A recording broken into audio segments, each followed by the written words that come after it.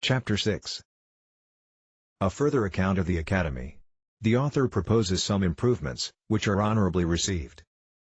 In the school of political projectors, I was but ill entertained, the professors appearing, in my judgment, wholly out of their senses, which is a scene that never fails to make me melancholy. These unhappy people were proposing schemes for persuading monarchs to choose favorites upon the score of their wisdom, capacity, and virtue, of teaching ministers to consult the public good, of rewarding merit, great abilities, eminent services, of instructing princes to know their true interest, by placing it on the same foundation with that of their people, of choosing for employments persons qualified to exercise them, with many other wild, impossible chimeras, that never entered before into the heart of man to conceive, and confirmed in me the old observation, that there is nothing so extravagant and irrational, which some philosophers have not maintained for truth. But, however, I shall so far do justice to this part of the Academy, as to acknowledge that all of them were not so visionary. There was a most ingenious doctor, who seemed to be perfectly versed in the whole nature and system of government. This illustrious person had very usefully employed his studies, in finding out effectual remedies for all diseases and corruptions to which the several kinds of public administration are subject, by the vices or infirmities of those who govern, as well as by the licentiousness of those who are to obey. For instance, whereas all writers and reasoners have agreed, that there is a strict universal resemblance between the natural and the political body, can there be anything more evident, than that the health of both must be preserved, and the diseases cured, by the same prescriptions? It is allowed, that senates and great councils are often troubled with redundant, ebullient, and other peccant humors, with many diseases of the head, and more of the heart, with strong convulsions, with grievous contractions of the nerves and sinews in both hands, but especially the right, with spleen, flatus, vertigos, and deliriums, with scrofulous tumors, full of fetid purulent matter, with sour frothy eructations, with canine appetites, and crudeness of digestion, besides many others, needless to mention. This doctor therefore proposed, that upon the meeting of the Senate, certain physicians should attend at the 3 first days of their sitting, and at the close of each day's debate feel the pulses of every senator, after which, having maturely considered and consulted upon the nature of the several maladies, and the methods of cure, they should on the 4th day return to the Senate House, attended by their apothecaries stored with proper medicines, and before the members sat, administer to each of them lenitives, aperitifs, obstrusives, corrosives, restringents, palliatives, laxatives, cephalalgics, icterics, apophlegmatics, acoustics, as their several cases required, and, according as these medicines should operate, repeat, alter, or omit them, at the next meeting. This project could not be of any great expense to the public, and might in my poor opinion, be of much use for the dispatch of business, in those countries where senates have any share in the legislative power, beget unanimity, shorten debates, open a few mouths which are now closed, and close many more which are now open, curb the petulancy of the young, and correct the positiveness of the old, rouse the stupid, and damp the pert. Again, because it is a general complaint, that the favorites of princes are troubled with short and weak memories, the same doctor proposed, that whoever attended a first minister, after having told his business, with the utmost brevity and in the plainest words, should, at his departure, give the said minister a tweak by the nose, or a kick in the belly, or tread on his corns, or lug him thrice by both ears, or run a pin into his breech, or pinch his arm black and blue, to prevent forgetfulness, and at every levee day, repeat the same operation, till the business were done, or absolutely refused. He likewise directed, that every senator in the great council of a nation, after he had delivered his opinion, and argued in the defense of it, should be obliged to give his vote directly contrary, because if that were done, the result would infallibly terminate in the good of the public.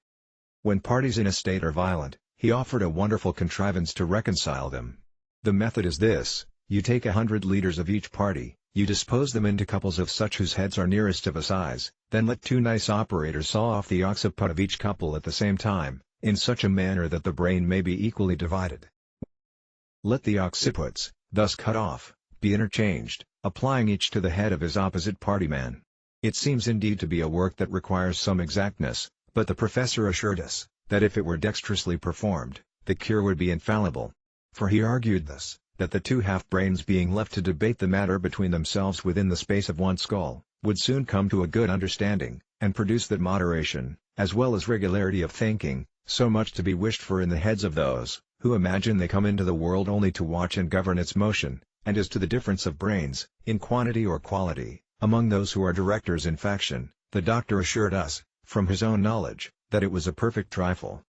I heard a very warm debate between two professors, about the most commodious and effectual ways and means of raising money, without grieving the subject. The first affirmed, the justest method would be, to lay a certain tax upon vices and folly, and the sum fixed upon every man to be rated, after the fairest manner, by a jury of his neighbors. The second was of an opinion directly contrary, to tax those qualities of body and mind, for which men chiefly value themselves, the rate to be more or less, according to the degrees of excelling, the decision whereof should be left entirely to their own breast. The highest tax was upon men who are the greatest favorites of the other sex, and the assessments, according to the number and nature of the favors they have received, for which, they are allowed to be their own vouchers. Wit, valor, and politeness, were likewise proposed to be largely taxed, and collected in the same manner, by every person's giving his own word for the quantum of what he possessed. But as to honor, justice, wisdom, and learning, they should not be taxed at all, because they are qualifications of so singular a kind,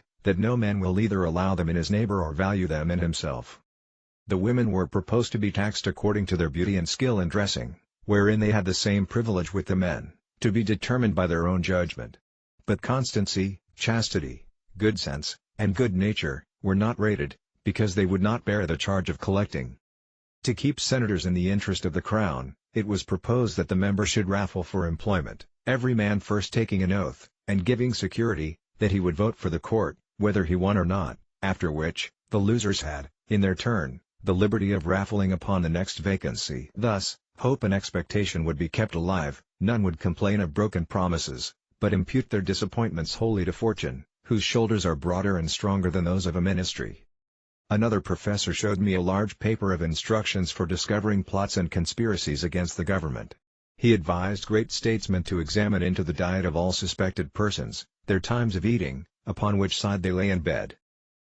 with which hand they wipe their posteriors, take a strict view of their excrements, and, from the color, the odor, the taste, the consistence, the crudeness or maturity of digestion, form a judgment of their thoughts and designs, because men are never so serious, thoughtful, and intent, as when they are at stool, which he found by frequent experiment, for, in such conjunctures, when he used, merely as a trial, to consider which was the best way of murdering the king, his ordure would have a tincture of green, but quite different, when he thought only of raising an insurrection, or burning the metropolis. The whole discourse was written with great acuteness, containing many observations, both curious and useful for politicians, but, as I conceived, not altogether complete. This I ventured to tell the author, and offered, if he pleased, to supply him with some additions. He received my proposition with more compliance than is usual among writers, especially those of the projecting species, professing he would be glad to receive further information.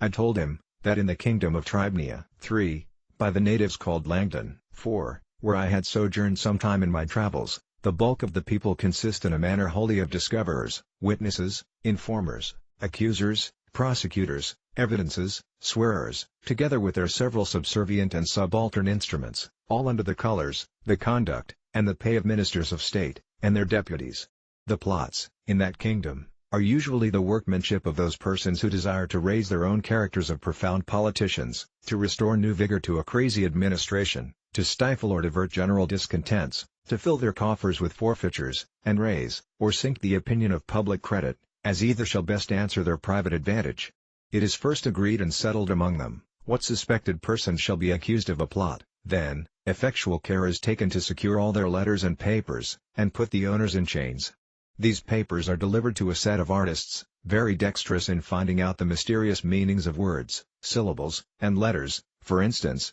they can discover a close stool, to signify a privy council, a flock of geese, a senate, a lame dog, an invader, the plague, a standing army, a buzzard, a prime minister, the gout, a high priest, a gibbet, a secretary of state, a chamber pot, a committee of grandees, a sieve, a court lady, a broom, a revolution, a mousetrap, an employment, a bottomless pit, a treasury, a sink, a court, a cap and bells, a favorite, a broken reed, a court of justice, an empty tun, a general, a running sore, the administration. 5.